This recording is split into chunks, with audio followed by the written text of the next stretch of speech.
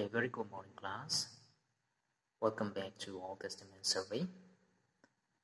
As you know that we are not able to meet in class this day, so I have made an alternative way of teaching you the Old Testament survey.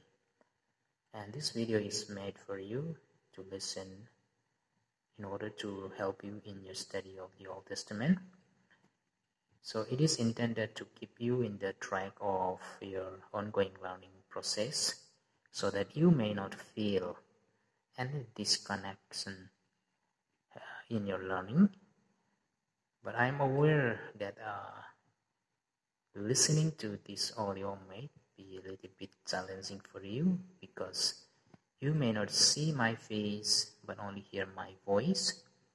And you may not see me explain in the whiteboard with a marker in front of you. So you will not see my physical body, but only listen to my voice.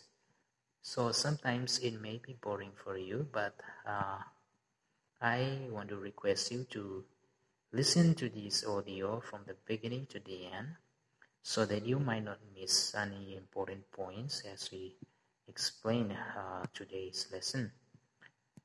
So a quick recap of what we have learned in the previous class. So in the previous class, we have been doing the Old Testament survey. In the introduction, we say that the Old Testament is the first part of the Bible. And we say that there are 39 books in the Old Testament. And these 39 books are authored by 40 different authors in different times, same place, and for different purposes. And we also see the division or the section of this Old Testament. And in the Protestant Bible, the Old Testaments are divided into 4 major sections. So the first part of the section is Pentateuch. That is, the Pentateuch, it includes the book from Genesis to Deuteronomy. And we have the historical book like Joshua, Judges, Kings, Chronicles, Ruth, Ezra, these things. And we also have wisdom literatures like Proverbs, Ecclesiastes, Psalms, Songs of Solomon, etc. And we have prophetic writings that includes the minor and the major prophets, Hosea, Amos, Isaiah, all this comes under the prophetic writings. So these are the 4 major divisions of the Old Testament in the Protestant Bible. But the Jews have their own, or the Jewish scripture have their own divisions of their scripture. So even though we call them as the Old Testament, the Jews, they do not call them as the Old Testament, they call as a Tanakh. So Tanakh is a combination of 3 acronym or 3 words or 3 abbreviations. The one is Torah, Nevi'im, and Ketuvim. So for them, the division of the scripture or the Jewish scripture is 3 parts. So they divide the scripture into 3 parts. First part is Torah, and the second is Nevi'im, and the third is Ketuvim. So Torah simply means the law, or teaching or instruction. So there are the 5 books of the Old Testament, Genesis to Deuteronomy, and the Nevi'im are the prophetic writings. And then Ketuvim are the writings that includes the historical writing as well. Okay, so the Jewish Bible is called the Tanakh. Okay, now this morning I will introduce to you the overview of the 3 divisions of the Tanakh. So you're going to see it's part of the Old Testament. So I'm going to divide this section into 3: Torah, Nevi'im, and Ketuvim. And we are going to see the overview of the content of this book. Okay, this morning. Okay, the first part is the Torah. So the Torah, as we explained, it means only law, but also it also means teaching and instruction. So the Torah consists of the first 5 books of the Bible, from Genesis to Deuteronomy. So Genesis, the book of Genesis, opens with the account of the creation of the universe, the creations of, or the origins of the universe, and followed by the flood. And the story continues with the ancestor. We are already the patriarch of the ancient Israel. So we see the life of Abraham and Sarah. We read the life of Isaac and Rebekah, and also the life of Jacob and Leah, and his four wives, and also the story of Joseph and his descendants.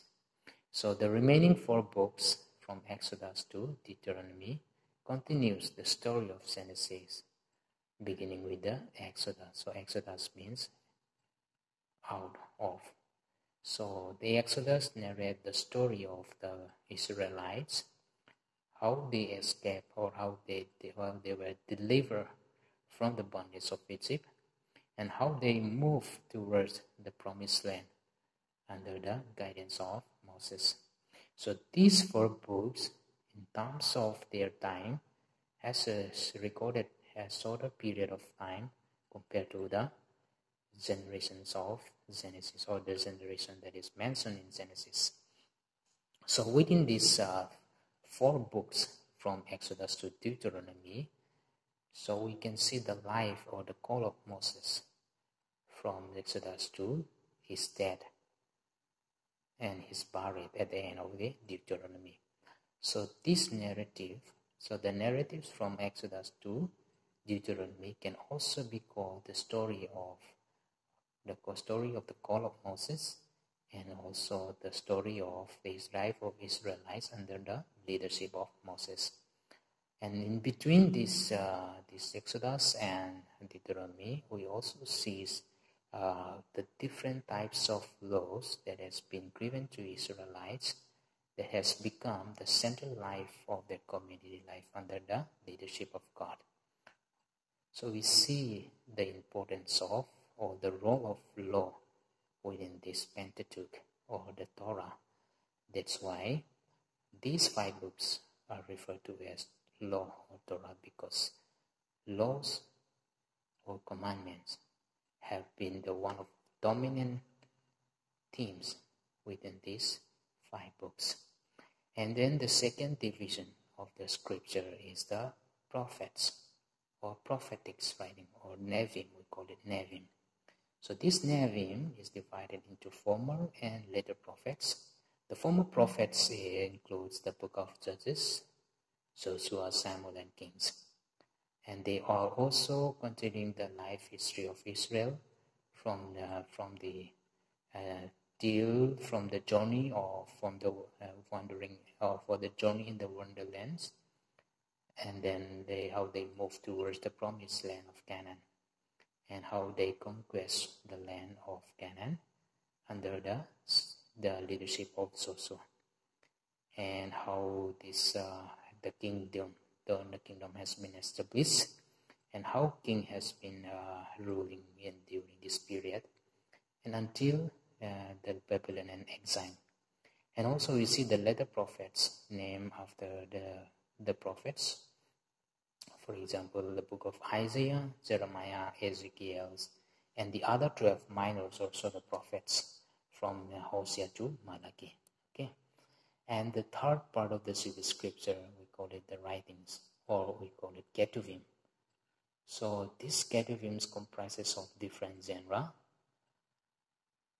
and we have the poetry, like Psalm, Proverbs, Songs of Solomon, and Lamentation. And also we see a reflection on the conditions of human suffering, like the book of Job in the form of poetry. And also we see the book of Ecclesiastes. It's about how life has been defined under the sun. And also we have a historical fiction, like the book of Ruth, Esther, and Daniel. And then in the midst of all this, we also see the Chronicles. So the Chronicles includes the historical narrative of the people of Israel under the Torah. And also we see a book of Ezra and Nehemiah that continues the history of the late 6th and 5th century BC. So these are the 3 major subdivisions of the Hebrew Bible, or the Old Testament. So we see that by the end of the 1st century, These three parts of the Bible, of the Hebrew Bible, the Torah, the prophets, and the writings, has become the Bible of the Jews. That means the Jewish has considered these three sections of the Bible as sacred scripture. They believe to be divinely inspired and therefore having an authority. So for the Jewish people, these three sections of the Bibles are the Holy Scripture. And then they do not use the word Old Testament when they're referring to this section of the Bible. So the word Old Testament has been used only during the 2nd century, during the Christian era, implying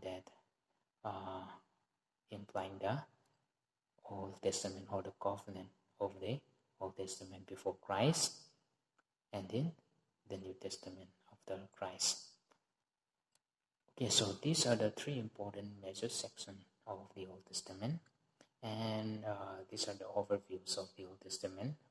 These are the overviews of the three divisions or the three sections of the Hebrew Bible or the Scripture. So I hope you are clear with this my explanation, and if you have any questions, we can discuss in the class. Okay, until then, I hope you take care of yourself. Thank you.